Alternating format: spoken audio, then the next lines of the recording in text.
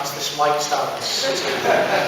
Can I say, well, an absolute pleasure to be invited back on the 10th anniversary of your conference, and it's always a great conference. I can have to say that it's always a brilliantly turned out conference and brilliant debate. I just want to say, I just want to go back to 2015, because I keep getting mixed up in all the messages we get. 2015, the build-up to the election, David Cameron standing up in the House of Commons and saying, it looks like now the Tories are the party of working people. He said, party of working people. Well, I've got to say, I'm one who doesn't miss him one little bit this week. He is the most vindictive, devious bastard who has ever been.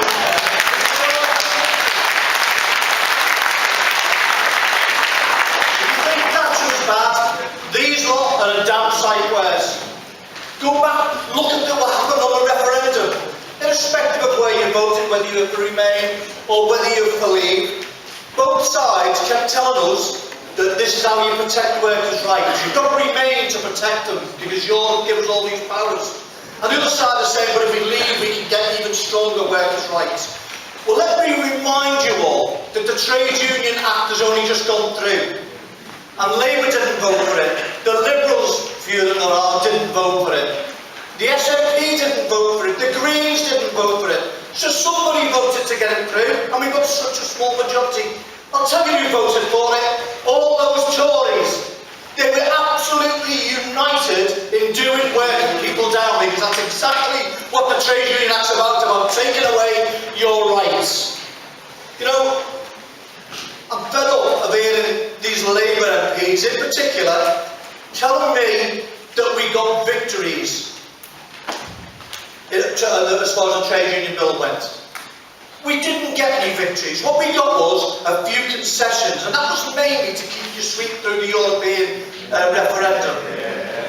You know, telling you haven't got to wear armbands anymore, what we do, we might got to wear them anyway. Oh, we were all going to wear them. It didn't matter. It should have been Spartacus. That's where we went. Not victories, comrades. Victories are something totally different. Victories will be when we haven't got thresholds for our members to take action against their employers. Victories will be when unions like Steve Gillen's union, the POA, have the absolute right to take strike action without fearing prosecution.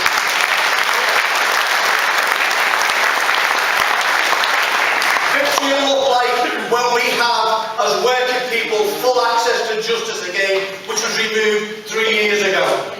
And of course, victory will look when we get rid of this crap legislation that we've had to put up with over the years. I've got to say, I was on the same platform as John Macdonald on Tuesday and Matt, and one thing he did do, he pledged that within the first 100 days of a Labour government, they will repeal the Trade Union Act.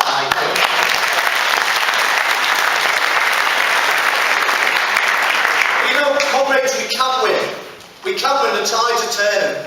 We've had more battles over the last few months than Montgomery had in the war. Rob mentioned before the Pennine dispute. We go above what the government's thresholds are. We've got people now taking a chance on strike action.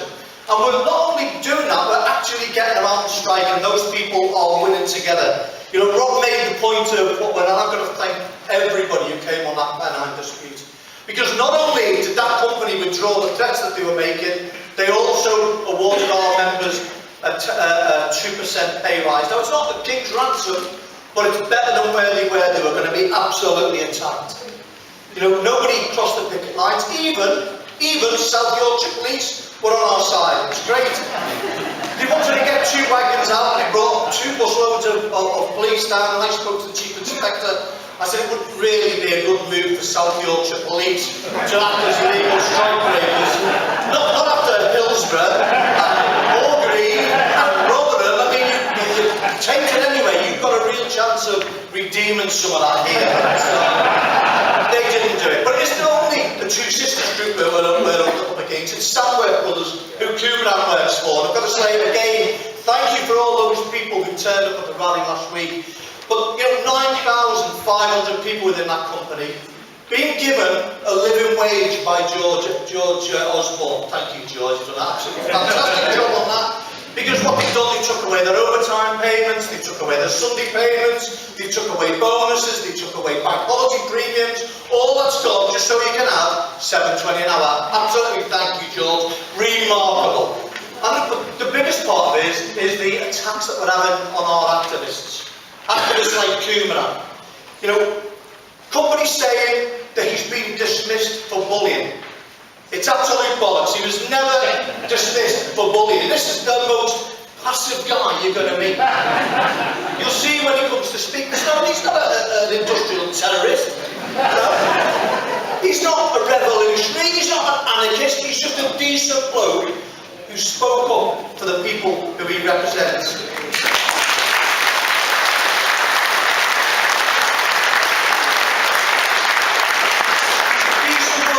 Neck on the block to recruit people into the trade union and tell you, if this company's a decent company, why are people flooding to our trade union? And we hope that we can benefit all those 9,500 in the future.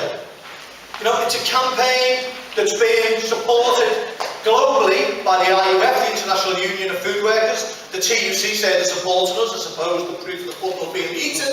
But at the moment, the General Federation of Trade Unions, the Trade Union Coordinating Group, all coming to help us to get Kumaran reinstated. And I've got to thank Rob and his colleagues who went outside Tesco's and demanded that they get onto this company who supplies them with product and tell them to stop. Now, boycotts never really work for everyone because somebody somewhere along the line is going to lose their job. It's the very threat of it. That's what happened in the homeless dispute.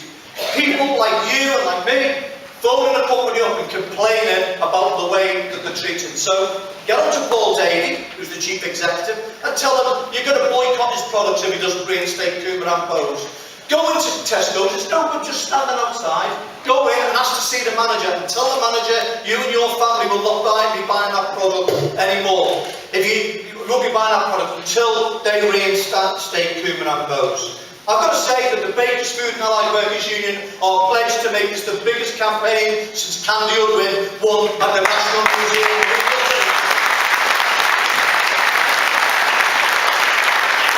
I'm just going to finish off. I'm probably going to take me a minute and a half. Just what a terrible week it has been in politics. It's been an absolute disgrace. An orchestrated attack by self-serving politicians. I don't know how they have the right or the belief that they serve the people back in their constituencies. When I spoke at the rally on Monday in support of Corbyn, I made the point that these MPs are not the Labour Party. I've been a member of the Labour Party longer than most of them have been born. But let me tell you, like General Secretaries of trade unions aren't the union, the members of the union, they are privileged to serve the people who voted them there in the first place. That's what they should always remember as MPs. And I know that when Dave Nellis was an MP, I can remember the days living in Tennyfields, they actually spoke as people who represented working people.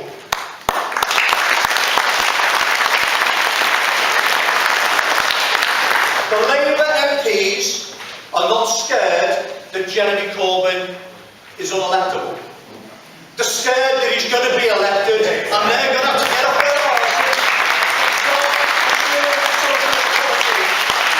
That's the reality, comrades, of where we've got to be. Can I tell you, I want to be unequivocal with these MPs. If you don't want to support our leader, then walk away. Nobody forced you to be an MP. People voted because they believed in you. Well, now people have stopped believing. And as far as my union goes, we will call for all of them to be deselected.